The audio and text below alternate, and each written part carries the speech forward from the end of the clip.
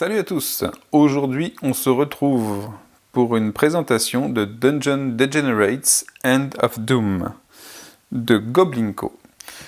Dungeon Degenerates End of Doom, Dungeon Degenerates, donc, qu'est-ce que c'est? C'est un land crawler, un jeu d'aventure. Donc à la différence des dungeon crawlers, on ne sera pas en train d'explorer des souterrains et des donjons et des endroits fermés, mais plutôt une carte sur laquelle on va naviguer un petit peu, on va se déplacer pour réaliser différentes missions, différents objectifs, vivre notre vie et finalement vivre une aventure avec des personnages que nous aurons sélectionnés au départ ou que nous aurons tirés au hasard en début de partie. Donc, comme vous l'aurez remarqué, Dungeon Degenerates se distingue par son style graphique qui, il faut bien le dire, divise beaucoup. Beaucoup n'apprécient pas les couleurs un peu psychédéliques du jeu, le style graphique. Et pour tout dire, j'en faisais partie au tout début quand j'ai vu les premières images du jeu, quand il est sorti après sa période de Kickstarter. Mais par les reviews qu'il y a eu dessus, les avis des joueurs, j'ai voulu quand même tenter la chance et essayer le jeu malgré tout. Et finalement, j'adore le style graphique maintenant, pour des raisons très simples, c'est que le style graphique colle parfaitement à l'univers décrit dans le jeu. Car c'est un jeu d'aventure, certes, mais il a un background épais.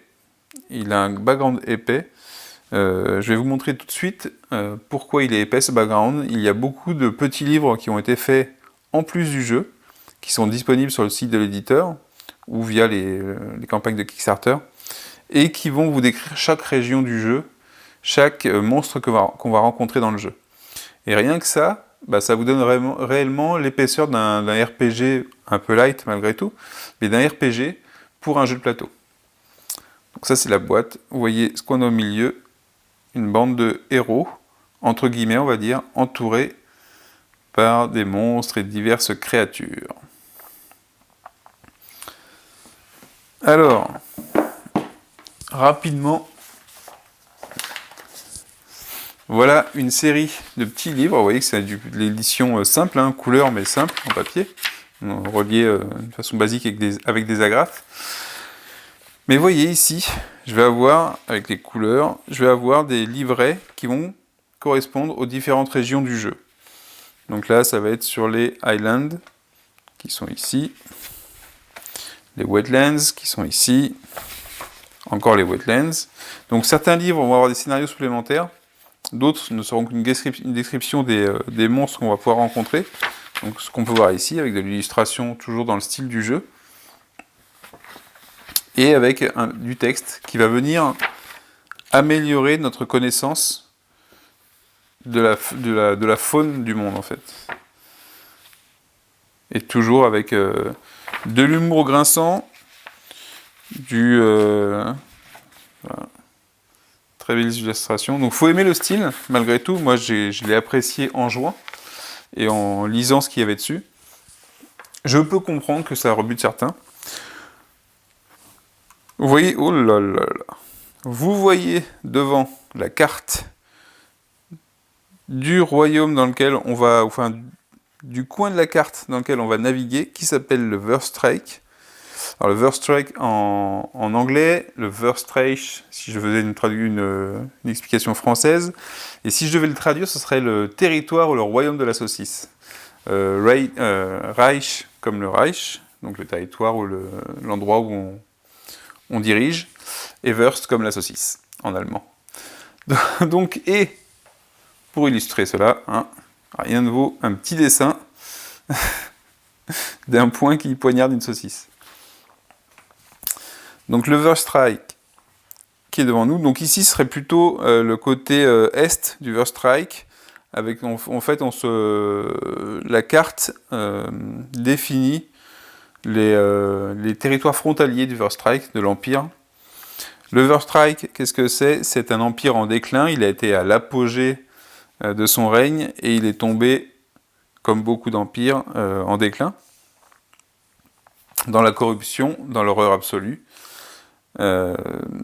par des sorciers qui ont voulu manipuler les forces de la nature, par un nécromancien très puissant, dont les sombres destins sont représentés ici par la main, le fameux doigt du nécromancien. Et donc, Dungeon Degenerate, c'est quoi? C'est ça, c'est un jeu d'aventure dans lequel on va diriger une équipe de personnages. Là, ici, j'en ai placé 2. Mais on peut aller jusqu'à 4, je crois. Et qui vont devoir subir un peu leur destin, accomplir des missions qu'on leur impose ou pas, mais toujours choisir la façon dont ils vont le faire. Parce que là, le gros intérêt de ce jeu, c'est, au-delà de son aspect graphique qui sort du lot, c'est la façon dont on va pouvoir jouer, à savoir que ça va pas être une ligne droite, ça va être des points à atteindre, des objectifs, des choix dans les objectifs, des choix dans ce qu'on veut faire avec ce qui nous est donné comme information, et par contre une liberté totale des moyens d'y arriver et du cheminement à faire. Et pour ça, il sort aussi du lot des jeux d'aventure qu'on a. Pour moi, il se trouve sur l'extrême opposé de Runbound. Runbound, même dernière version. Runbound, dernière version, on est sur un design très propre, très clean, très gentillet, même si c'est de l'heroic fantasy avec des méchants, c'est très beau, c'est esthétique. Et ici, on se trouve dans un monde qui suinte, qui pue, qui est corrompu, qui est dégueulasse. Même les héros ne sont pas des gentils chevaliers avec de belles armures, toutes belles. Mais par contre, ça va être, vous allez voir sur les... voilà, un exemple de personnage. Tous nos héros sont plutôt des gens qui ont été emprisonnés, des meurtriers, des voleurs, des hérétiques, puisque les hérétiques sont recherchés. Donc voilà dans quel univers on se trouve. Et en ça, la carte, le style graphique, colle parfaitement à l'univers.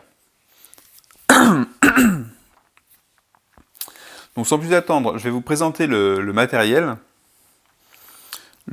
du jeu, et ensuite on va présenter les règles.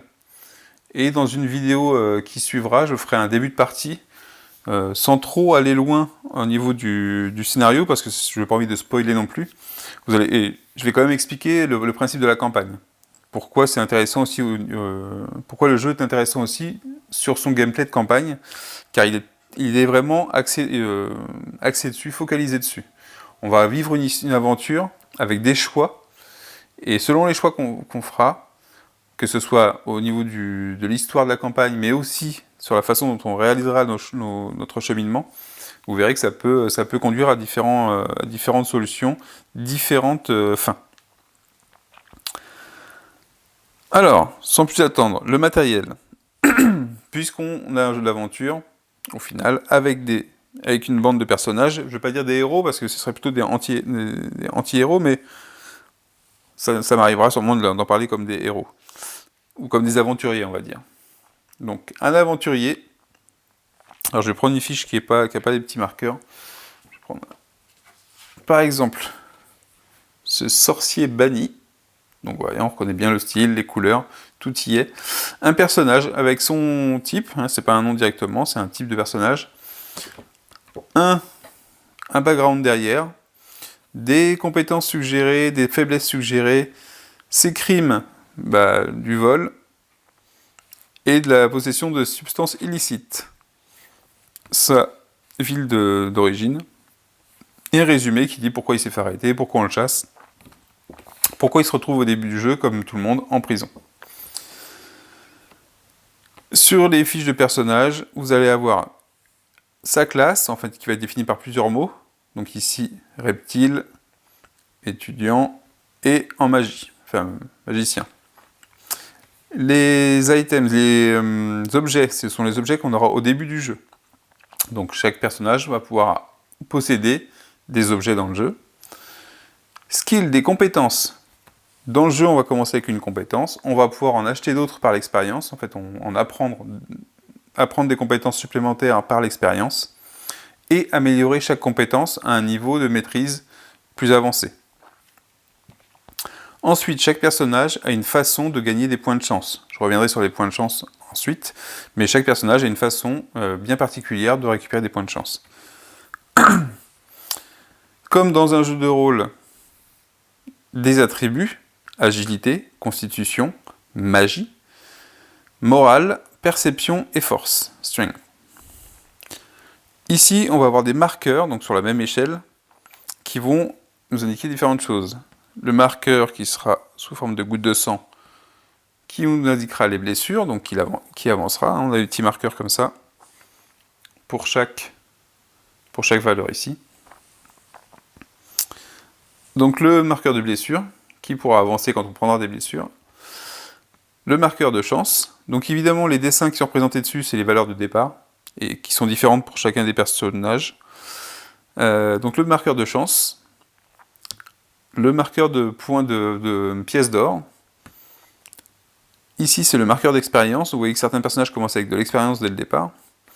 Et ici le nombre de points de vie maximum, qui est lié à la constitution. Donc quand la constitution baisse, ce nombre va baisser aussi, de 2.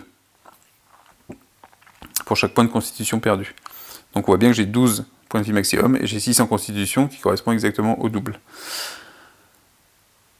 Ici, ce sont des marqueurs pour les conditions du personnage. Donc on va avoir des jetons de conditions, comme par exemple empoisonné, ou ici, des deux côtés il est empoisonné d'ailleurs. Donc vous voyez qu'il marque empoisonné, j'ai moins 2 constitution, enfin moins 1 constitution, donc moins 2 en point de vie maximum, qui seront positionnés dans la partie, quand je vais recevoir les conditions en question, et qui peuvent être sur différents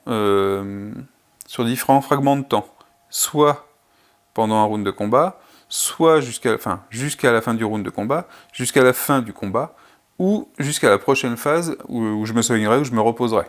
Donc ça veut dire qu'on peut être affecté par une condition, et que la fin de cette condition va pouvoir dépendre de différents critères de temps. Donc voilà la fiche de personnage. Elle n'est pas compliquée, et elle va nous permettre malgré tout de pouvoir faire tout ce qu'on veut dans le jeu. Donc les fiches de personnages qui sont indiquées ici, elles ont déjà leur marqueur d'indiquer dessus. J'ai le matériel en dessous de départ. Donc vous voyez une carte matérielle, c'est une carte de type loot. On en a pas mal, il y a de quoi faire. Donc moi j'ai le jeu de base avec des extensions déjà. Je ne sais plus s'il y avait les cartes loot dans l'extension. Donc là, une carte équipement va posséder le nom, sa valeur en or. Si c'est un item lourd, il y aura une enclume dessus. On a le droit de porter 2 items lourds par personnage. On peut en porter plus avec des compétences spéciales. C'est marqué que c'est un item. Il y a marqué LH, ça veut dire que ça se porte dans la main gauche, left hand, et que c'est un shield, un bouclier. Ça indique que quand on le porte, on a moins 1 en agilité, donc ça affecte la caractéristique agilité de mon personnage. Et ça indique aussi que, donc évidemment, le moins 1 en agilité, c'est valable si je porte dans la main gauche mon bouclier. Si je ne le porte pas et si je l'ai mis dans le dos, ça ne me sert à rien. Enfin, ça ne fait pas la modification. Ça m'indique ce que ça peut faire dans le cas où il est dans une posture de défense. Je vais revenir sur les postures après. Et ça m'indique aussi que si je fais un jet de 12 sur mon jet de défense, je défausse mon bouclier, parce qu'on va considérer qu'il s'est fait briser. Et enfin, pour certains objets, on a des prérequis, ici il est marqué Rec, comme Requirement, avec une force de 7, je ne peux pas porter ce bouclier si j'ai moins de 7 en force. Donc on sera sur mon Soldier of Fortune, il a 8 en force, donc il n'y aura pas de souci pour le porter. Ici j'ai un exemple avec une épée bâtarde. Vous voyez qu'on a son poids ici aussi, enfin sa valeur. Ici c'est marqué one hand or two hand, ça veut dire que je peux le porter à une main, je peux la porter à une main ou à 2 mains, et en fonction de ça, je vais avoir un bonus. Important ici, il y a marqué attaque, donc ça veut dire que ça va me donner une action d'attaque dans le jeu, basée sur une caractéristique. Donc le type de combat sera pour indiquer pour certaines cartes qui influeraient sur ce type de combat-là, ça n'a pas d'autre influence que ça. Par contre ici, c'est la caractéristique qui sera utilisée pour faire mon jet de combat, pour savoir si je touche ou pas. Donc selon les armes, selon les équipements et selon les objets, on va être amené à utiliser différentes caractéristiques des personnages. Et les valeurs de test seront les valeurs de mes caractéristiques, modifiées ou pas selon les cartes équipements ou selon d'autres conditions. Toujours un prérequis ici, force 7, quand on veut le faire à 2 mains, et force 8 à 1 main, ce qui est assez cohérent. Mon personnage ayant 8 en force, il peut porter à 1 ou 2 mains. Et ça tombe bien, ce sont ses objets de départ. Donc ici, je ne vous fais pas voir, hein, les cartes elles sont en dessous de mon personnage.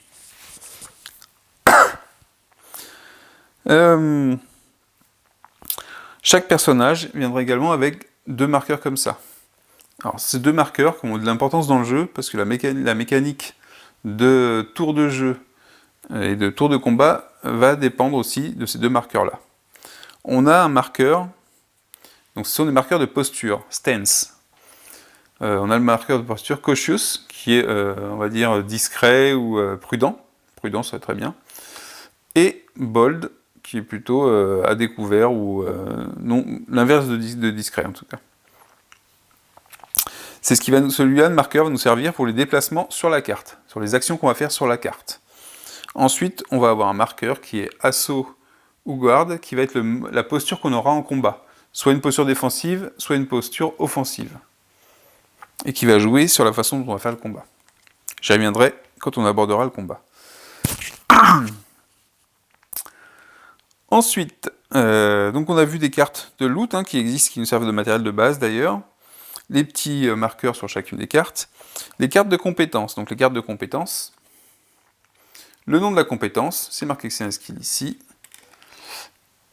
Ça indique en quoi consiste la compétence. Donc vous voyez que là, ma compétence, qui est une compétence de base, c'est que je suis immunisé contre annoy, contre l'embêtement ou l'agacement par les ennemis, et le taunt, la provocation. Ici, c'est marqué qu'il y a 8 XP, ça veut dire que ça coûte 8 XP, soit pour acheter la compétence, si je devais l'acheter par un autre personnage, si elle n'était pas déjà posée sur mon personnage. Donc XP et le petit symbole d'éclair, c'est le symbole des points d'expérience. Prérequis, militant ou fighter, donc ça veut dire que pour avoir cette compétence-là, je peux payer, mais il faut en plus que je sois militant ou fighter, ce qui est le cas, il a les 2 classes, mon personnage, il a human, fighter et militant. Et les 8 XP aussi me servent pour payer en expérience, pour passer en niveau supérieur de compétence, pour passer au niveau maîtrise, mastery.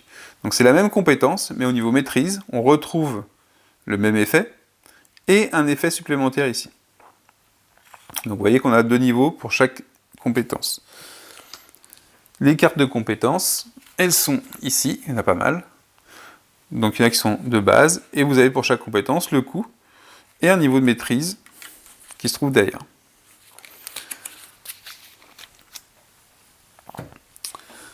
Les cartes rencontres. Donc, vous voyez que sur la carte, on a 4 régions, avec 4 couleurs.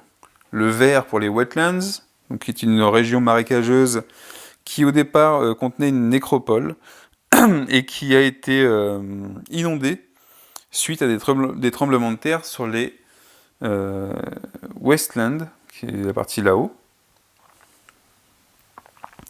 Je ne sais plus si elle s'appelle Westland d'ailleurs. Sur les Badlands. Là-haut, c'est les Badlands. Donc, c'est une terre c'était des terres agricoles. Des terres c'était le grenier du Verstrike. Et des tremblements de terre et différentes choses ont émergé. Et ça a aussi provoqué les inondations sur les Wetlands. Donc en rouge, on a les Badlands, en vert, les Wetlands.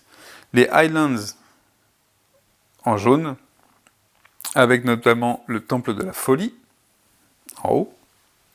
The Temple of Madness. Je ne sais pas si on peut le voir. Il faudrait que je bouge plus la caméra.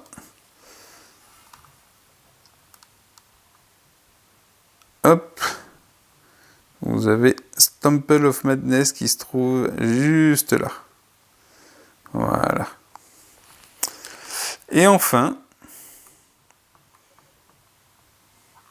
on va terminer par les Lowlands, qui sont en bleu. Donc ça, c'est les 4 territoires que vous avez sur la carte, hein. Les 4 régions. Les Territoire, c'est encore une sous-division. Donc, je ne sais plus si c'est les territoires ou les régions, ça. Vous avez les Lowlands en bleu, avec les bois ici, The Witchwood, et ce qu'on appelle The Field, les champs qui sont ici, avec notamment Bruttelberg, qui est la ville forteresse dans laquelle on se trouve au début du jeu, et nous on se trouve dans la prison de Bruttelberg, qui se trouve ici. Je vais pouvoir vous faire voir Bruttelberg en gros, je crois. La cité de Bruttelberg, la voilà, majestueuse. Et donc, à ces 4 régions vont correspondre des cartes rencontres et des cartes monstres. C'est là où je voulais en venir, en faisant voir les couleurs des régions. Donc voilà des cartes rencontres, avec Encounter. Vous voyez qu'il n'y a pas trop d'illustrations, beaucoup de texte, parce que c'est assez narratif malgré tout. Et enfin les cartes de monstres.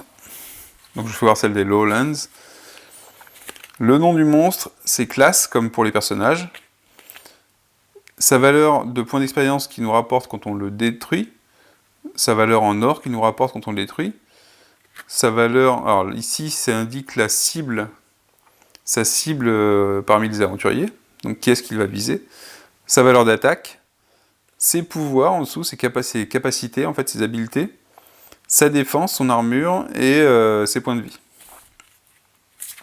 Et il y aura d'autres détails, je reviendrai dessus après. Donc on a bien des monstres pour les Wetlands.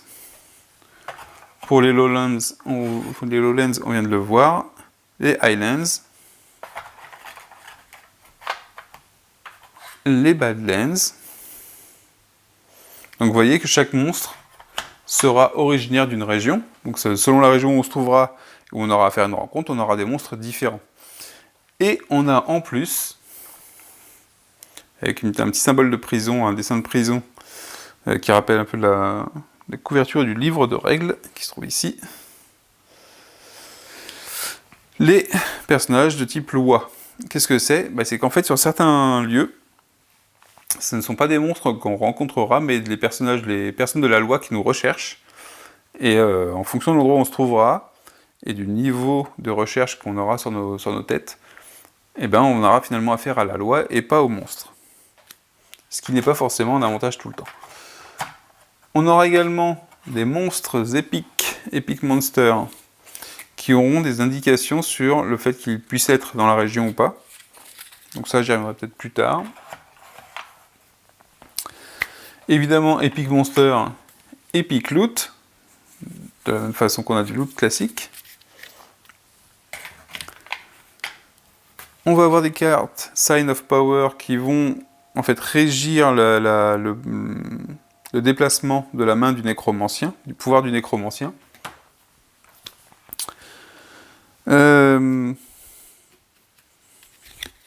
Des cartes Doom qui interviendront en jeu aussi en fonction de la main du nécromancien, je crois. Les cartes faiblesse, donc ça ce sont des cartes qu'on peut, je ne sais pas si on peut les avoir en jeu, mais on peut en décider d'en avoir en début du jeu, pour notre personnage. Donc ça donne une faiblesse et ça donne un avantage en début de partie. Donc ça on peut le faire. Des cartes triomphe. Alors ça je ne l'ai pas encore utilisé, je n'ai jamais utilisé d'ailleurs. Les cartes compétences, on les a vues. Et ensuite on va avoir une pelletée de marqueurs. Donc ici ce sont les marqueurs des aventuriers, sous forme de standees. Et puis différents marqueurs qu'on verra pendant le jeu. Les jetons blessures sont ici. Les jetons danger sont ici. Les niveaux de ville sont ici.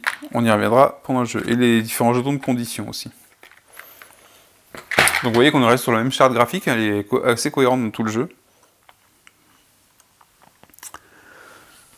Et on va pouvoir passer justement à la mécanique du jeu. Je vais vous présenter la mécanique. Donc je vais la dissocier un peu de l'univers, mais elle est très bien agencée avec. Et elle va vous permettre de faire pas mal de choses et d'avoir surtout un jeu plaisant à faire. Donc la mécanique principale, ce sera quand même du combat, mais c'est pas forcément parce que c'est la plus grosse mécanique du jeu, je trouve, en termes de temps pris, et de côté stratégique ou de côté jeu. Après, le reste, on restera sur de l'aventure, sur des choix qu'on va faire sur le jeu. Mais la plus grosse mécanique reste le combat et la structure du tour de jeu. Alors, un tour de jeu, comment ça se déroule? Il va être décomposé en 3 phases. Donc en fait, je vais suivre tranquillement les aides de jeu qui sont faites en regardant les couleurs, légèrement plastifiées. Le matériel est de très bonne qualité. Les cartes aussi sont de très bonne qualité. C'est pas de la carte trop fine, ça rend très bien. Donc le tour de jeu, on va avoir 3 phases. Une phase au niveau de la carte, une phase d'action sur la carte, une phase de danger. Il y a une carte en cours que je ne vous ai pas présentée, c'est la carte danger, mais on va la voir tout de suite. Et une phase de rencontre. La phase d'action sur la carte, en quoi elle consiste? Chaque groupe d'aventuriers, on va appeler ça comme ça, va pouvoir décider d'une action au niveau de la carte. Alors, pour ce faire, auparavant, ils vont se décider d'une posture. Donc on va revenir sur mon fameux jeton posture,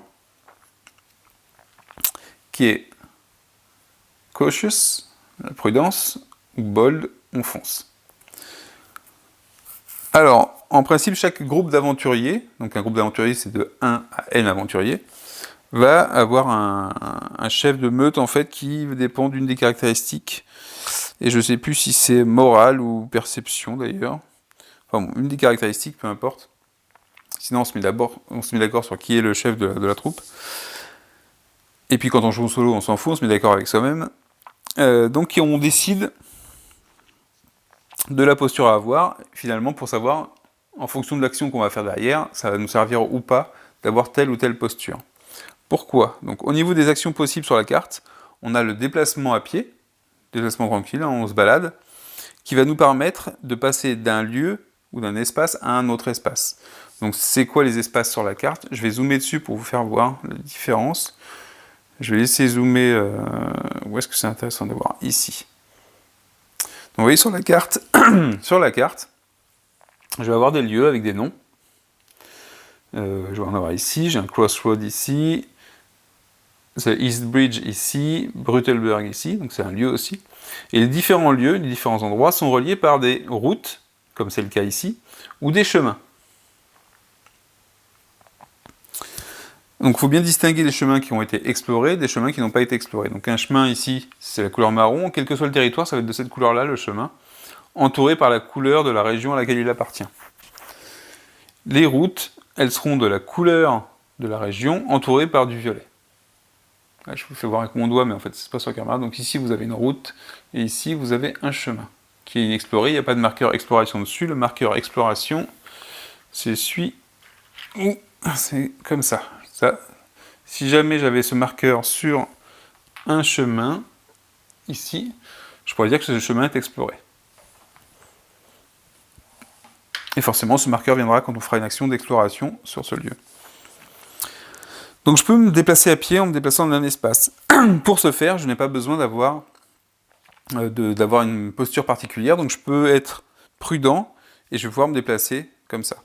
Si par contre je désire me rendre entre deux lieux, donc par exemple ici de Brutelberg, directement au croisement, ici au Crossroad.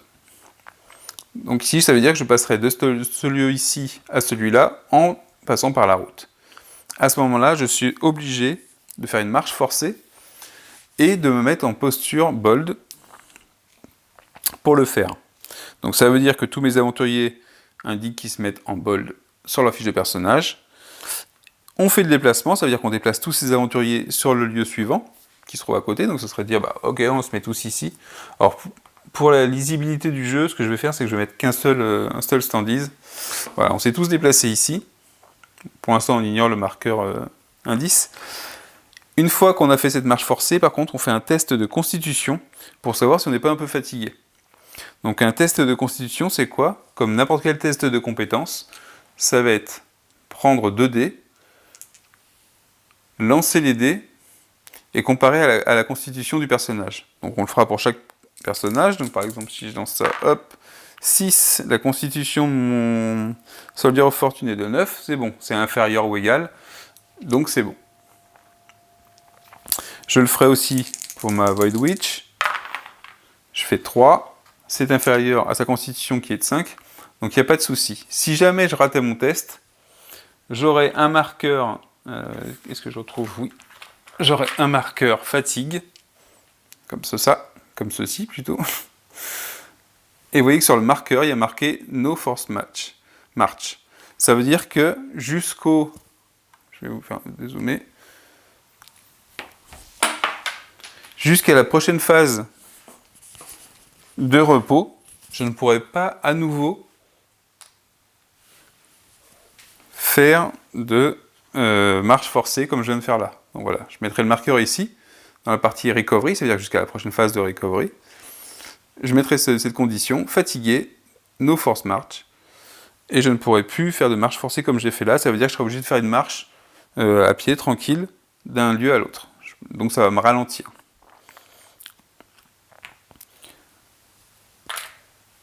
Donc ça c'était la deuxième action, donc soit la balade tranquille, soit la marche forcée. Et vous voyez qu'ici la marche forcée, il y a un indicateur qui dit qu'il faut que je sois dans cette posture-là, en bold. Ensuite, avec la même posture, je vais pouvoir faire du voyage entre des ports sur le lac. Le lac, c'est la situation qui se trouve ici, la région qui se trouve ici, le Tomb Lake, puisque c'est l'ancienne nécropole qui a été inondée, engloutie par les eaux. Le Riverport, on a une rivière qui descend ici, et donc on va pouvoir se déplacer d'un port à l'autre sur la rivière. Donc c'est pareil, il faudra qu'on soit en posture bold pour le faire. Alors bold et cautious, c'est quoi la différence? C'est que évidemment, quand on voyage sur un lac ou quand on descend une rivière, c'est plus difficile de se cacher ou d'être discret. Donc c'est ce que ça représente. Vous avez l'action Void Travel, qui sont des portes, un peu des portes de téléportation, qui nécessitent la même posture. Et enfin, vous avez l'action Repos, Rest, qui nécessite aucune posture particulière pour la faire. Mais, petit détail, donc le rest, c'est-à-dire que tout le groupe va se mettre en repos. Donc on va faire un campement. Si on se trouve dans une ville, on sera dans la ville en train de se reposer. Si on se trouve à l'extérieur, on va faire un campement pour se reposer. Et ensuite, si on fait cette action-là, on va, pour chacun des personnages, pouvoir faire toutes les actions qui sont ici, mais une seule fois chacune. Donc ça veut dire que mon guerrier pourra faire toute la série d'actions, et ma sorcière aussi, mais seulement si on se trouve dans la bonne posture. Donc vous voyez que certaines actions nécessitent une posture. Donc la posture du groupe va quand même nous orienter sur les actions qu'on aura de disponibles quand on fera le repos. Donc on voit qu'il y a ici c'est une action qui est obligatoire, c'est le repos. On va récupérer des points de vie, mais il faudra faire un test de morale. L'exploration, donc évidemment si on explore, on peut pas se mettre... On va faire une exploration, ça va se voir, on va faire du bruit, on va se rendre compte qu'on fouille, qu'on regarde le lieu.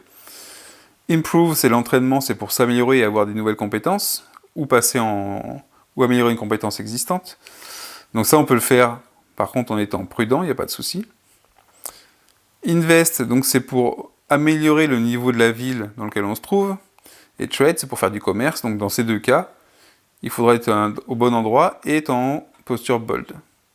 Donc si je ne suis pas en bold, si je suis en cautious, si je suis prudent, et que je vais me reposer, je n'aurai que ces deux actions-là. Recover et Improve. Donc vous voyez que pour les map actions, on a cette série-là. Et que finalement, sur le lieu de la carte, voilà ce qu'on va faire, c'est qu'à chaque fois, à chaque nouveau tour, on décidera du lieu où on se rend et de ce qu'on fera sur ce lieu, au niveau de l'équipe et après au niveau individuel. Une fois que ce sera fait, donc là on s'est déplacé, j'ai fait la map action qui était de me déplacer en étant en statut donc bold, on s'est tous mis comme ça.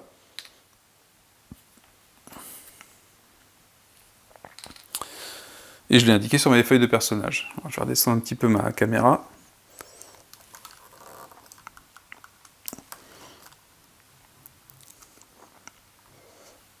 Hop là.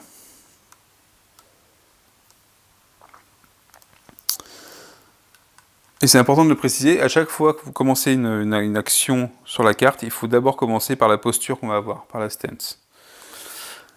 La phase suivante, c'est la phase de danger. Donc très important, parce que la phase de danger, ça va être un peu comme dans Pandémie, quand on fait la répartition, quand le virus se déploie ou autre. C'est ce qui va faire vivre le monde autour de vous. Sur la carte, vous allez avoir des niveaux comme ça, des ronds, avec un chiffre à l'intérieur. Donc quand ce sont des ronds orange, c'est un niveau de danger. Donc on a un niveau 4, un niveau 2. Quand ce sont des ronds verts, c'est un niveau de ville, ou de construction, ou de bâtisse. Et déjà, ça va vous donner un peu la nature de ce que c'est. À savoir que le danger, il va de 1 à 6, et le niveau de la ville, il va de 1 à 6 aussi, mais ils sont tous les deux à l'opposé. Donc c'est 6 en danger, et de l'autre côté, vous avez à l'inverse, vous avez 6 au niveau de la ville. Donc quand on augmente le danger, on va vers 6, quand on augmente la ville, on va vers 6, mais de la ville. C'est-à-dire que si j'ai un niveau de danger de 4, et que je dis j'augmente mon niveau de ville de 1, mon niveau de danger passe à 3, par exemple. Je repars de l'autre côté de l'échelle. Je sais pas, j'avais un dessin qui représentait bien ça, mais je crois qu'il est dans les règles. Voilà, je vais vous faire voir. Parfois les dessins, c'est mieux qu'une explication.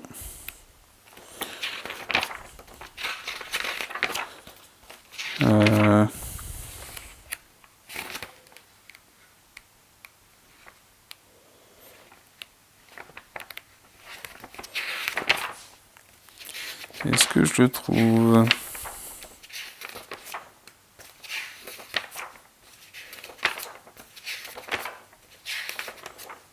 Voilà. Vous avez donc le niveau ville.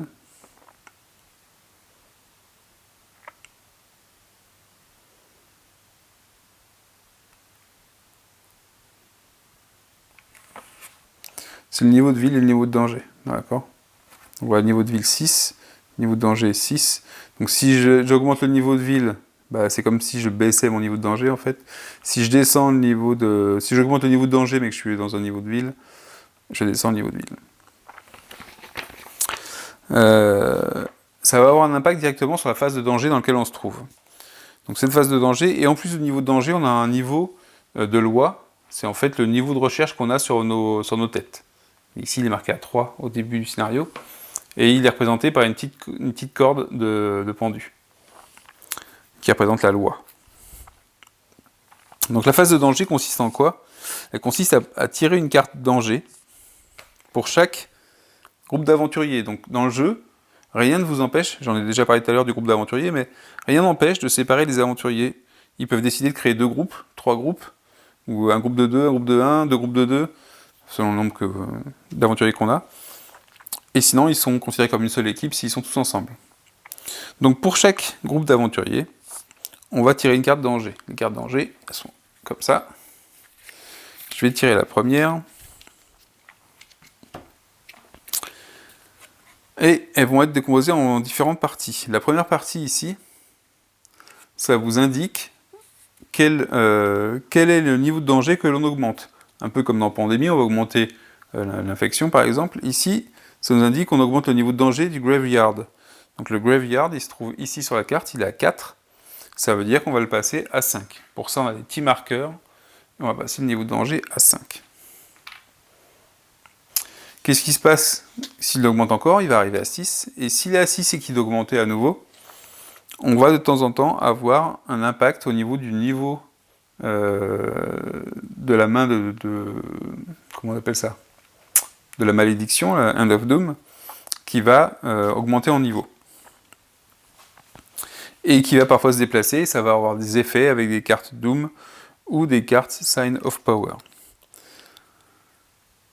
Une fois qu'on a augmenté le niveau, ici, dans le lieu où on se trouve, alors je prends une autre carte en même temps, je crois que ici elle correspond bien, mais dans le lieu où on se trouve, on va comparer cette valeur avec le niveau de danger dans lequel on se trouve. Donc ici, je suis dans l'endroit où se trouvent mes aventuriers. Ici, je suis sur un endroit où il n'y a pas de danger sur ce lieu, sur ce crossroad. Quand il n'y a pas un niveau de danger sur un lieu sur lequel on se trouve, on prend le niveau de danger de la région. Le niveau de danger de la région du crossroad, c'est marqué Fields à côté, c'est celui-là, c'est 2. Et on vérifie que ce niveau est inférieur ou égal au niveau de danger de la région du lieu où on se trouve. Donc ici, si c'était 6, le niveau de danger, il ne serait pas inférieur ou égal, donc il n'y aurait pas de rencontre. Il ne se passerait rien.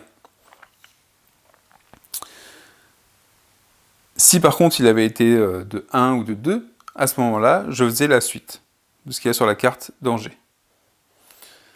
Mais en plus, ici on a le petit symbole de la carte du pendu, ça veut dire qu'en plus, ici c'est le niveau de loi. Ça veut dire que je ne compare pas au niveau de danger de mon lieu ou de mon territoire, mais au niveau de loi de ce jeton-là. Et il est unique pour toute la carte. C'est-à-dire quel que soit l'endroit où je vais me trouver, si j'ai ce symbole-là, je vais comparer au niveau de recherche, on va dire, de ce qui se trouve à Brottelburg. Mais de la même façon, c'est-à-dire que si ça c'était inférieur ou égal au niveau de recherche, à ce moment-là, j'aurai la rencontre derrière qui m'indiquerait qu'il m'arrive des galères. Ici, ce n'est pas le cas, je suis supérieur, donc je défausse la carte, et il ne se passe rien dans la phase de danger, à part l'augmentation du niveau du graveyard. Mais j'aurai ni rencontre, ni monstre à combattre. Si jamais j'avais pioché, on va retirer ce petit marqueur-là. C'est encore une carte, je vais en faire une un peu différente. Je vais prendre celle-là. Tiens, celle-là est très bien. Voilà, The Fields par exemple. Donc ça m'indique quoi? En plus, on a un petit texte avant. Donc ici, The Fields, c'est quoi? C'est les champs, c'est l'endroit où je me trouve ici, c'est le niveau de danger qui se trouve là. Donc là, il faut que j'augmente mon niveau de danger de 2 à 3. Donc je mets le petit marqueur 3 ici. Et ensuite, ça me demande de comparer 2 ou 1 à la valeur de danger. Donc les deux sont inférieurs à mon niveau de danger actuel, parce que je viens de l'augmenter, grâce à cette partie-là. Et j'ai deux symboles ici. Il y a un symbole qui est pour l'extérieur et un symbole qui est pour l'intérieur. À l'endroit où je me trouve, il y a le petit symbole extérieur. Parfois, vous allez voir, ici par exemple, The Holy Order, vous avez un symbole intérieur. The Graveyard, vous avez un intérieur de bâtiment, et pareil. Donc là, c'est l'extérieur, donc je compare cette valeur-là à mon niveau de danger. Il est bien inférieur ou égal au niveau de danger de la région.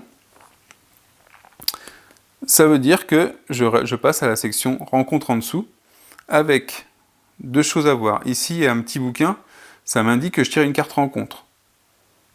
D'accord?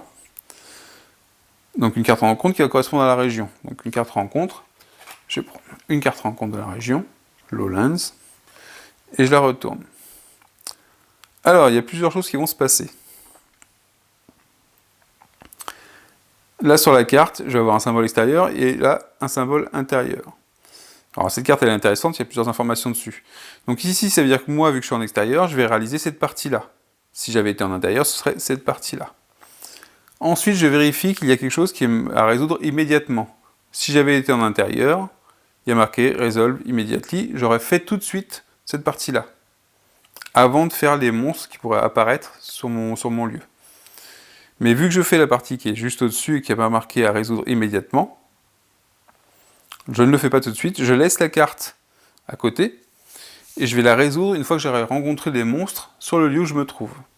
Pour les monstres qui vont apparaître, c'est très simple, je regarde le nombre d'aventuriers que j'ai sur mon lieu, puisque vu que je peux avoir différents groupes, je peux éclater en différents petits groupes. Je prends, là j'en ai 2, je regarde le nombre qui est indiqué ici, 3, c'est pas des monstres épiques, c'est des monstres classiques, donc je vais tirer 3 monstres du deck de monstres qui correspond à ma région. Donc en l'occurrence ici, ça va être 3 monstres.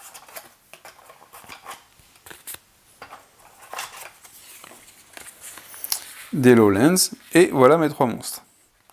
Donc une carte de monstre commence à se...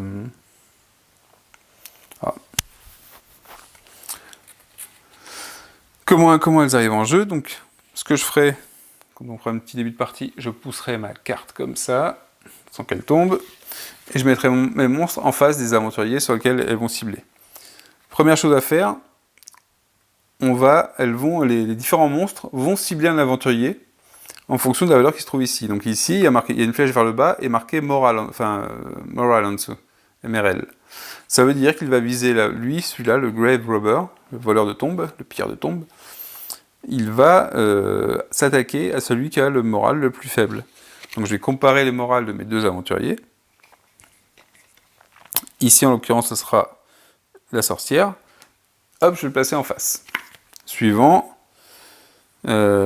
Ici, c'est celui qui a le plus de blessures. Donc là, pour l'instant, ils en ont 0 chacun. Donc on va dire que mes personnages peuvent choisir. On va mettre sur lui.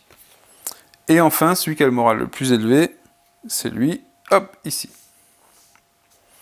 Voilà cette première répartition pour les cibles.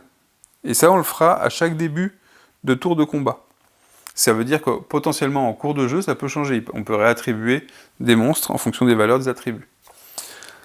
La deuxième chose qu'on va regarder, ce sont les compétences d'arrivée. Chaque monstre a potentiellement une compétence, ou une habileté, comme vous voulez l'appeler, au moment où il arrive en jeu. Ici, lui, Pumpkin Head, tête de citrouille, il n'a rien du tout. Parce que la compétence en cas d'arrivée, et donc qui est valable une fois au premier round où le monstre arrive, elle se trouve au-dessus. Là, il n'en a pas, lui. Par contre, lui, le Corpse Feeder, il a bien une capacité en bouche, avec un petit point à côté. Et ces capacités d'arrivée et d'autres capacités, elles sont toutes résumées au dos du livre de règles, avec les capacités d'arrivée et les autres capacités standards. Donc en bouche, c'est facile. Ça nous indique que chaque aventurier dans le lieu où se trouve le monstre, donc c'est-à-dire que ça concerne les deux aventuriers, doit faire un test de perception. Chaque aventurier qui rate ce test devient KO pour un round. Donc jusqu'à la fin de leur premier tour. C'est-à-dire que potentiellement, mes deux aventuriers seraient KO s'ils ratent leur jet de perception. Ils ne l'auront pas vu arriver, c'est une embuscade, le monstre arrive en embuscade, ils ne l'ont pas vu arriver. Donc pour ça, je fais les tests de perception.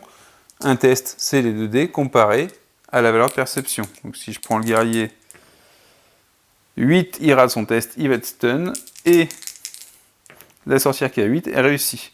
Donc la sorcière n'est pas stun, par contre mon guerrier, oui, il est stun. Donc il faut que je prenne un petit jeton stunned quelque part, il est là. Alors stun KO, c'est pas très grave, hein. Ça veut pas dire qu'il est par terre, qu'il peut rien faire, c'est seulement qu'il va pas avoir de dé de pouvoir. On va voir à quoi ça sert. Et donc, là je vais le placer en fight round, parce qu'à la fin, ce marqueur-là, il va s'enlever à la fin du premier round de combat. Donc je le mets ici. Hop. Est-ce que les autres monstres, donc lui, il n'a pas de capacité quand il arrive, on ne fait rien du tout. Et ensuite, la deuxième chose qu'on va faire, c'est qu'on va regarder les autres mots-clés, parce que chaque monstre a une série de mots-clés. Donc on a vu ceux qui étaient à l'arrivée. Faut que je regarde pourquoi l'embouche est avec le point. Peut-être que c'est pour ceux qui sont en bold et pas en cautious. Si j'étais venu là en cautious, vous voyez que ça peut avoir un impact. Je pense que j'aurais pu éviter. Donc je disais, il y a d'autres compétences qui sont marquées en dessous. Donc il faut faire le tour des compétences de tous les monstres qui sont en jeu pour savoir ce qui peut se passer, soit pendant le combat, soit après le round de combat. Parce que pour certains monstres, par exemple la capacité Skirmish, si je regarde ce que ça signifie, ça veut dire que si le monstre est toujours vivant à la fin du round, et que le danger level dans le lieu est moins de 6, on augmente le danger level, et on augmente le niveau de loi si c'était un monstre de type loi. Mais là, on augmenterait le niveau de danger de la zone dans laquelle je me trouve. Ça veut dire que lui, en fait, il vient et il va un peu faire l'alarme, quelque part. Et d'ailleurs, le skirmish, c'est-à-dire qu'il reste un round, et à la fin, il s'en va. C'est-à-dire qu'il vient, c'est une sorte d'informateur, quoi. Il vient sonner l'alerte. Donc lui, c'est sa compétence, donc ça veut dire qu'on a tout intérêt, peut-être, à l'éliminer assez rapidement. Si possible, évidemment. Horde hérétique, ça veut dire quoi? Ça veut dire qu'en fait, il va avoir plus 1 en attaque, si jamais il y a d'autres monstres, donc d'autres ennemis, avec la compétence hérétique, puisqu'elle est indiquée entre parenthèses. Donc je vais vérifier. Fils de vermine, pas du tout. Et lui, c'est un bandit, pas du tout. Donc lui, on a de la chance, il n'a pas son bonus lié à la horde. S'il y avait eu un autre monstre avec marqué hérétique dessus, il aurait eu un +1 à l'attaque. Ensuite, ce qu'on peut voir, c'est quoi? C'est que lui, on peut voir l'attaque des monstres. Il est marqué attaque 4, point de vie 6, et armure de 2. Donc il est assez résistant, celui-là. Et on n'a pas regardé la compétence Slim de celui-là. La compétence Slim, c'est quand on reçoit une ou plusieurs blessures de ce monstre, on devient slimmed until the end of fight, donc jusqu'à la fin du combat. Et slim, c'est quoi? C'est facile, on prend le marqueur, on a -1 en agilité. Et ça a de l'importance, vous allez voir pourquoi. Donc ça, c'est seulement si on prend des dégâts. Donc vous voyez que pour chaque monstre, et là c'est un exemple d'habilité, et puis on a que 3 monstres, c'est pas beaucoup, mais parfois on peut arriver, selon le nombre de personnages qu'on va avoir, on peut arriver à avoir 3 monstres sur la tête ou 4 monstres sur un seul personnage. Donc il faut quand même faire le tour, dès le début du combat, la première chose qu'on fait c'est les capacités d'arrivée, parce qu'elles ne sont là qu'une seule fois, et ensuite toutes les capacités pour se rendre compte de ce qui va se passer durant le combat. Et puis s'en rappeler pour les déclencher à chaque fois. Alors s'en rappeler, l'aide de jeu est très bien faite, parce qu'elle vous indique pour le combat les différentes choses à faire, à savoir... où est-ce que je l'ai vu ça d'ailleurs? Peut-être pas sur celle-là d'ailleurs. Peut-être dans le livre de règles, mais pas sur celui-là. Enfin, ça vous indique d'aller vérifier quand même les différentes valeurs des différents attributs des monstres. Donc à checker. Donc il y a le summon aussi, il y a la conjuration. Il y a certains monstres qui vont conjurer d'autres monstres, qui vont en appeler d'autres en renfort à la fin du round si vous ne les avez pas tués. Donc à faire attention. Et vous avez d'autres monstres qui vont carrément faire un rallye, qui vont rapatrier un monstre dès le début, quand ils vont arriver eux en jeu. Donc à faire attention, voilà ce qui va composer en fait votre pool de monstres à combattre. Et c'est ce qui va faire le côté tactique du jeu, et le côté intéressant du jeu. C'est-à-dire qu'on va jouer avec les mots-clés et les différentes capacités des monstres, et on va devoir optimiser ou s'arranger nous pour détruire faire une priorité sur les attaques de monstres. Donc là, la cible principale, ce serait lui. Le souci, c'est que mon guerrier, de toute façon, il a déjà affaire à deux monstres en face de lui, et tant qu'il a 2 monstres en face de lui, il est obligé de les cibler, les attaquer eux. Il va pas pouvoir attaquer celui-là. Donc il va espérer que la sorcière se débrouille avec celui-là, et va réussir à l'éliminer. Donc, le combat, comment ça se passe? On en revient à la partie consistante du combat. Pour un combat, donc on va utiliser des dés de différentes couleurs. Donc les couleurs, quand on fait des tests de compétences en dehors du combat, peu importe la couleur des dés, on s'en fout, on lance 2 dés pour une compétence. Mais en combat, on va utiliser les 3 couleurs de dés. Si vous avez un ou plusieurs monstres en face de vous qui sont en train de vous cibler, si je les ai mis en face, là c'est qu'ils me ciblent. À ce moment-là, on va prendre 2 dés verts qui vont représenter la défense de mon personnage. En fait, ça va représenter le jet d'agilité de mon personnage, si tant est que ma défense se base sur l'agilité, mais par défaut c'est le cas pour tous les personnages. Donc ça va correspondre au jet de compétence de mon personnage, pour éviter l'attaque de tous les monstres qui sont en face de lui. Ensuite, on aura 2 dés rouges, si jamais je décide moi de faire une attaque. Donc si je fais une action de combat qui est une attaque, je vais lancer 2 dés rouges, et je les comparerai à la valeur d'attribut qui dépend de l'arme que j'utilise. Par exemple, ici, il y a marqué STR pour l'attaque, c'est une type attaque avec l'attribut STR qui est la force. Je prendrai donc comme valeur de référence la force de mon guerrier, qui est de 8. Mais par contre, pour ma sorcière, son arme, elle est basée sur l'agilité. C'est toujours un combat de type mêlée, mais en agilité. Que ce soit mêlée, range ou autre chose, ça n'a pas d'importance dans l'action, dans la façon de faire le combat. Ça peut avoir une importance pour des bonus ou des malus qui feraient partie d'une autre carte. Mais dans la mécanique du combat, sinon ça n'a pas d'importance. Ça ne change pas la façon de combattre et ce qu'on peut faire ou pas.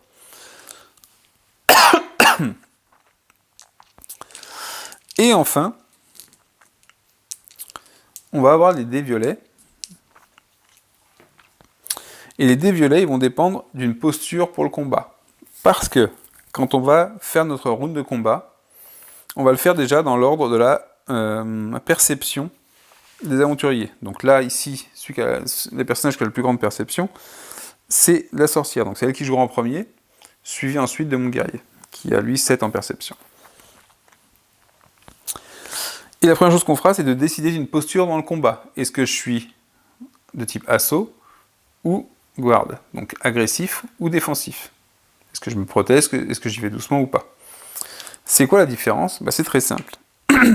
Avec mon action d'attaque et mes dés de défense, je vais lancer un dé de pouvoir. Donc le dice power, c'est ça. Et en fonction de ma posture, ce dice power, il va m'être utile soit à l'attaque, soit à la défense. Donc évidemment, si je suis en guard, il sera utilisé pour la défense. Si je suis en assaut, il sera utilisé pour l'attaque. De quelle façon? Donc admettons que je prenne je peux te donner un exemple, ce sera peut-être plus simple et plus visible. Mon guerrier décide d'attaquer, il va attaquer la pumpkin, qui a 5 points de vie, qui a 4 en attaque, qui a 0 en armure. Il va donc lancer les 2 dés rouges pour faire son attaque, qui va comparer à sa valeur de force, les 2 dés verts, parce que de toute façon il a attaqué, si j'avais personne devant moi, je ne lancerais pas les dés de défense, et lui va se placer en, vu qu'il a 2 ennemis sur la tête, il va se placer en guard. Ça veut dire qu'il va prendre, de toute façon il va prendre le dé de pouvoir, et il va le jeter. Alors normalement, selon ce que je fais avec mes armes et mon bouclier, j'aurai le droit aussi de décider, comme action rapide, si je prends mon épée à une main ou à 2 mains. Mais vu que je vais mettre en guard, je vais la prendre qu'à une main. Et du coup, je vais utiliser mon bouclier dans la main gauche. Ce qui veut dire que je vais avoir moins 1 en agilité aussi. Donc c'est-à-dire que ma valeur d'agilité ici, elle est finalement de 6 si je porte mon bouclier. Mais ça me permet de rajouter un dé de pouvoir à mon lancer. Alors je ne vais pas le faire tout de suite, je vais le faire dans le cas où j'aurai pas de bonus sur les dés de pouvoir. Si c'était un bouclier classique, sans rien de spécial, une épée classique sans rien de spécial, je lancerai donc mes attaques, ma défense et mon dé de pouvoir. Alors je les lance. La première chose que je fais, c'est que je prends mes dés de défense, je regarde la valeur, c'est 5. 5, je compare donc à mon agilité. Mon agilité, elle est de 7, j'oublie le coup du bouclier et tout, elle est de 7. Donc je suis bien inférieur ou égal à mon agilité. Ça veut dire que je réussis ma défense. Réussir ma défense, ça veut dire que je prends le dé le plus élevé des deux, et ce dé-là, c'est la valeur de dégâts que je vais retrancher à chacune des attaques qui est faite contre moi. Donc je vais faire moins 3 contre le premier monstre et moins 3 contre le deuxième. Le premier me fait 4 en attaque. Donc ça veut dire que potentiellement, je retirerai 3 de l'attaque, ça me ferait 1 dégât. Le deuxième, il me fait 4 en attaque aussi. Idem, ça me ferait 1 dégât. Mais, étant donné que je suis avec une posture de type garde, j'ai le choix entre prendre le plus élevé de mes dés de défense ou de prendre la valeur du dé de power, s'il est plus élevé évidemment. Et ici, mon dé de pouvoir, mon dice power, il est de 4.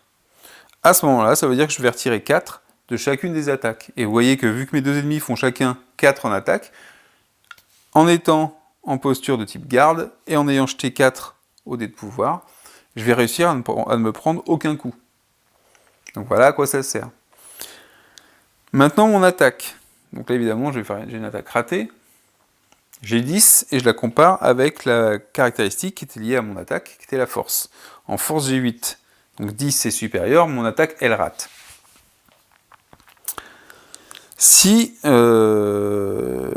Donc si j'avais fait autre chose, si je m'étais mis en assaut,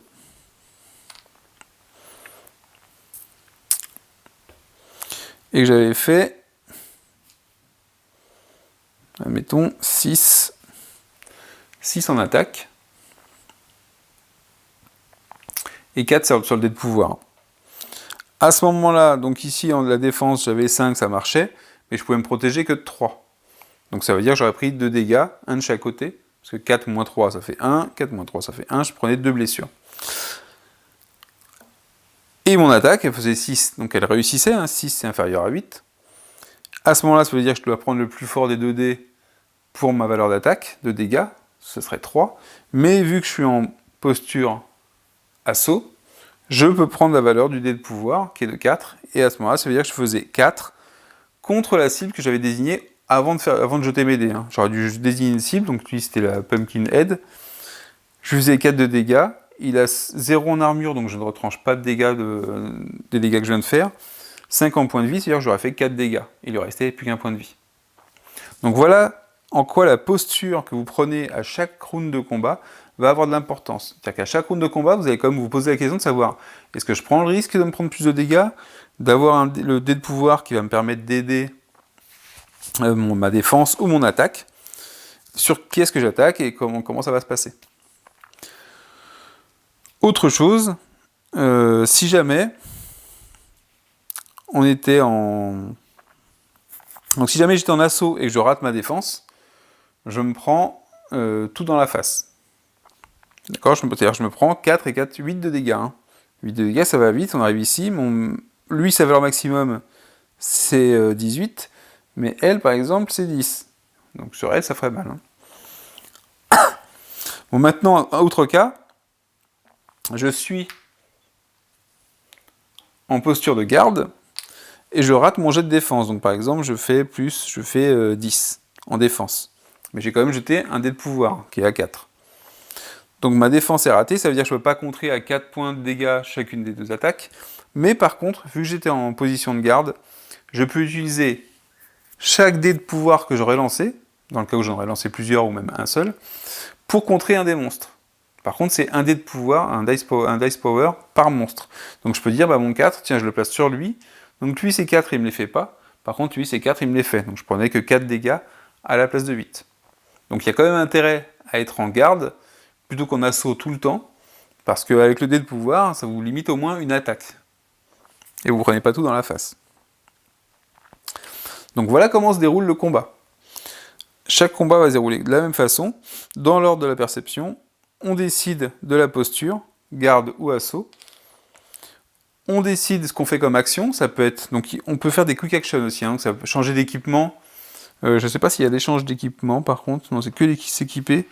Donc on peut enlever les équipements qu'on a sur soi, on peut déséquiper une arme à une main, ou à 2 mains, et s'équiper avec une autre arme. Ça c'est une action rapide, on peut le faire avant de faire l'attaque. Si jamais j'ai pas utilisé mon bouclier et que je vais le donner à un autre aventurier, je peux le faire aussi. D'accord ? Tant que je ne l'ai pas utilisé dans le round, je peux échanger mon équipement avec un personnage qui se trouve dans la même pièce que moi, qui fait le même combat. Et donc ça peut être fait avant, après l'action de combat. Ensuite, l'action de combat, on l'a fait. On lance les dés de défense, les dés d'attaque. On résout en mettant les dégâts, soit sur le personnage, soit sur eux. Si jamais il y a des effets qui sont faits, comme on a vu Slim, quand je prends des dégâts, j'ai un effet Slim à mettre sur mon personnage. S'il y a d'autres effets, il faut les prendre en compte. Une fois que c'est fait, on recommence un round de combat et ainsi de suite.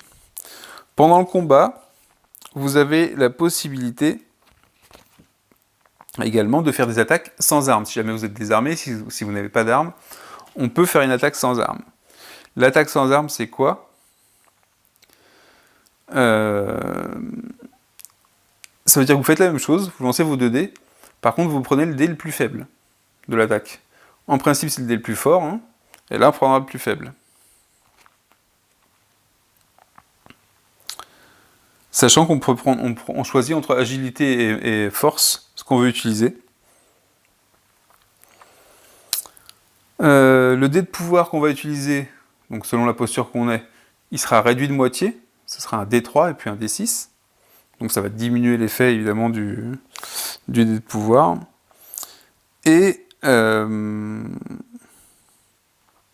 c'est tout.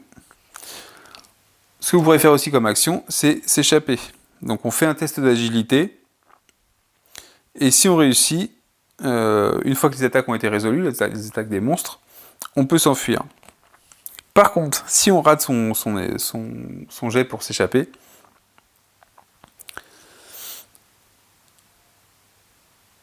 et ben on reste dans le combat. Voilà.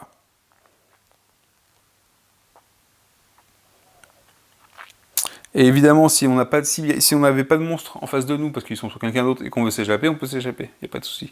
Alors là, c'est un peu bête, enfin, après ça dépend de l'état dans lequel on se trouve, mais quand on n'a pas de monstre en face de soi, c'est l'occasion d'attaquer un monstre qui cible quelqu'un d'autre sans avoir à faire de défense, puisque personne ne va vous attaquer.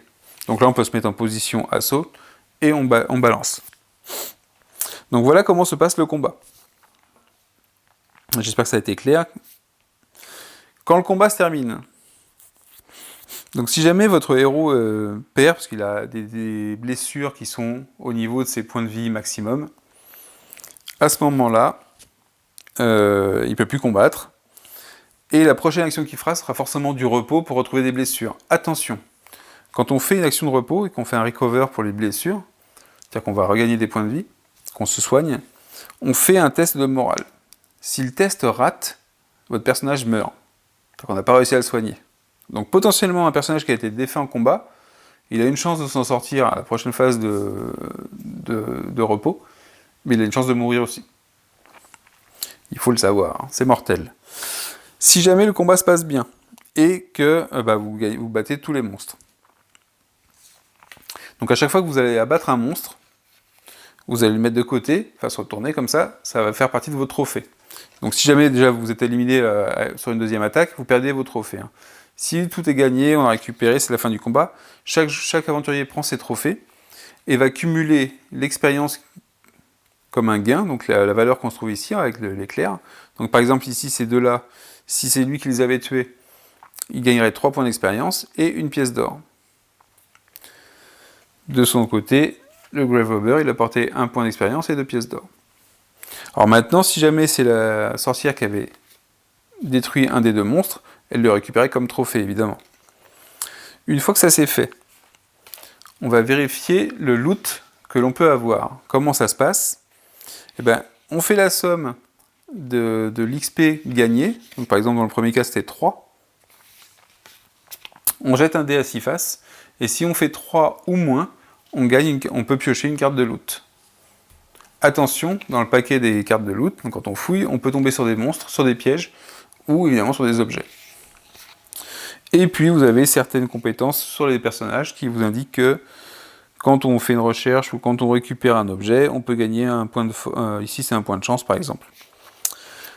Sur ce, je vais vous parler des points de chance, on n'en a pas parlé. Si je faisais un jet foireux en attaque, tout à l'heure comme j'avais fait 10 en attaque, je peux dépenser un point de chance pour relancer un de mes dés. Donc je relancerai. Si ça ne va toujours pas, je peux très bien reperdre un point de chance tant que j'en ai, pour relancer un autre dé, ou le même dé si j'ai envie. Donc la chance vous permet, elle est difficile à gagner quand même, mais elle vous permet de mitiger le lancer des dés. Au niveau du combat, je pense que c'est tout. Donc ça met fin à la phase de rencontre. Donc une fois que le combat est terminé, si jamais j'avais une carte rencontre à faire, et ben à ce moment-là, je passerai en résolution de la phase de rencontre. D'accord ? Si jamais elle avait été déjà utilisée ou s'il n'y en avait pas, parce que parfois vous avez des cartes danger sans carte de rencontre, à ce moment-là, on passait à la dernière phase, à la phase suivante, mais qui est un nouveau tour de jeu, qui était l'action sur la carte. À ce moment-là, on peut décider de repasser en posture cautious ou bold, de se reposer, de ne pas se reposer, d'aller ailleurs, et ainsi de suite. Donc voilà pour les règles sur l'ensemble du jeu. La plus grosse mécanique, je vous ai dit, c'est le combat. Enfin, c'est la partie la plus mécanique du jeu.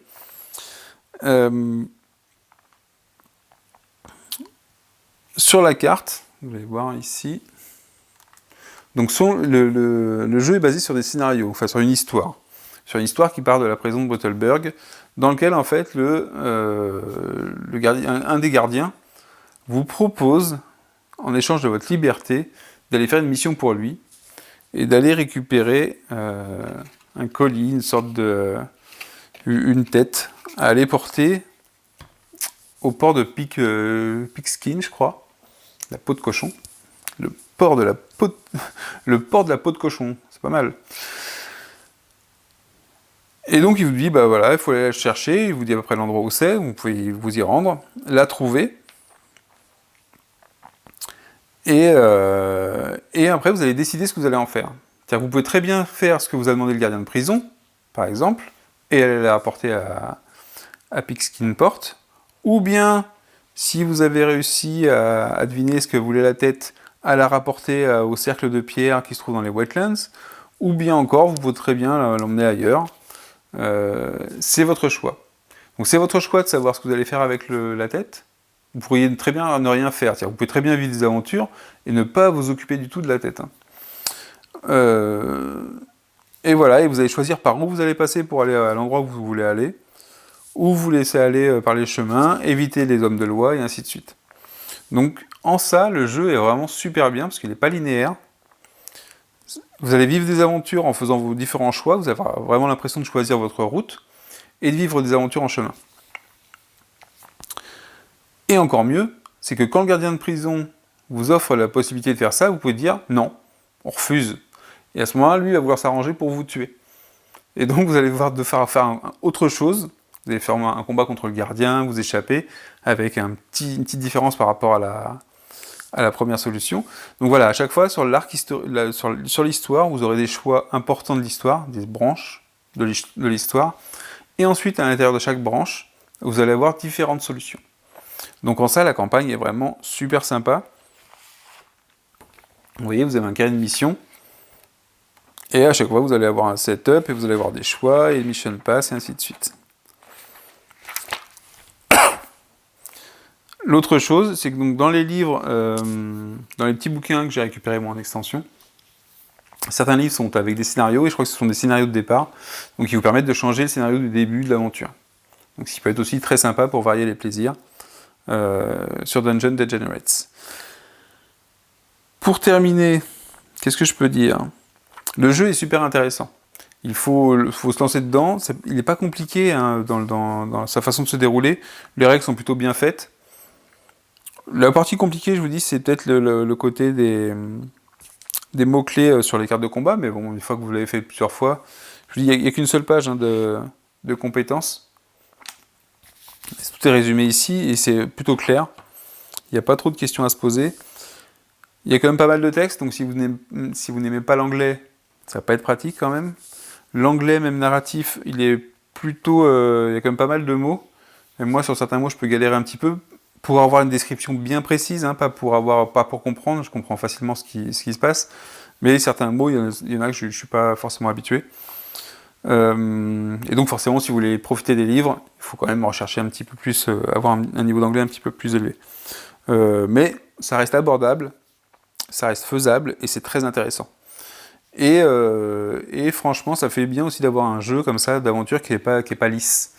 Qui est vraiment dans un monde qui est en chaos total, avec des pièges à chaque coin, et une liberté de se balader aussi, une liberté de se balader, et une impression de liberté, parce que une liberté dans un jeu de plateau, c'est quand même un nombre de choix limité, mais ça laisse cette impression de liberté, et c'est très important. Très important pour, voilà, vous allez pouvoir refaire plusieurs fois les mêmes missions sans faire la même chose, ou en essayant un chemin différent. Et ça, c'est vraiment pas mal du tout. Donc, il y a toute une mécanique que je n'ai pas abordée, qui est la partie de la main du nécromancien, parce que je ne l'ai pas forcément je l'ai pas forcément revu souvent. Vous avez le labyrinthe, vous avez les void gates. Je ne suis pas rentré dans le détail de toutes les règles, mais maintenant, vous avez vu le principal au niveau mécanique. Donc, l'action de combat... Donc évidemment, si la main du nécromancien atteint le niveau 6 sur la piste, il y a une piste en haut. Je vais vous la faire voir quand même.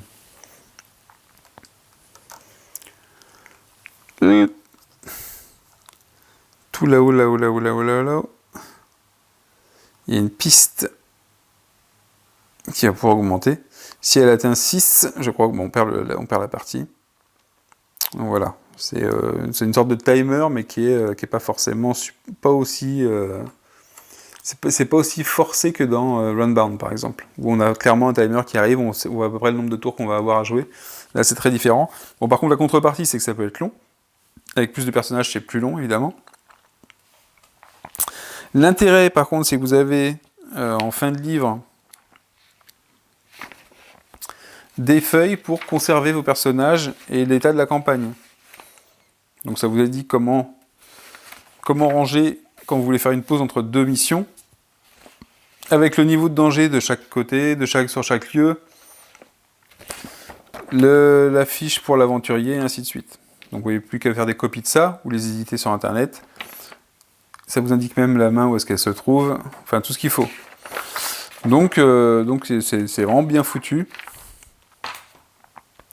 C'est de Goblin Co, donc j'avoue que c'est deux bonhommes qui ont fait ça. Ce sont des gens qui éditent un fanzine un peu punk aux États-Unis, je crois. Enfin, j'ai dit que c'est aux États-Unis, mais j'en sais rien en fait. Et ma foi, Dungeon Degenerate, c'est très très sympa. Passer au-delà de la couleur psychédélique du plateau, qui franchement, je sais pas si à la caméra comment ça va rendre, mais c'est pas si exagéré que ça. Bon, moi j'aime bien, ça fait un bon relief sur le plateau. Et surtout le plateau, vous jouez pas en permanence dessus, vous avez vu, on a fait la première action dessus. Mais quand vous avez des combats et autres, après ça se passe sur les cartes. Donc le plateau il est pratique, il est bien, il est grand, on voit tous les lieux, il y a plein de chemins, plein de lieux à visiter. Mais faut pas que ce soit... on va pas rester dessus en permanence, donc y a pas, les yeux ne vont pas exploser. Hein. Voilà, c'était Dungeon Degenerates, un jeu d'aventure super bien qu'il faut avoir. Et sur ce, je vous dis à la prochaine. Je vais essayer de faire un début de partie qui sera un peu plus détaillé. Si c'est pas moi qui le fais, il y a un autre mec du forum des joueurs solo qui le fera, hein, Damien, en principe. Sinon, moi, je ferai sûrement un petit début de partie aussi. Donc sur ce, je vous dis à la prochaine. Ciao, ciao.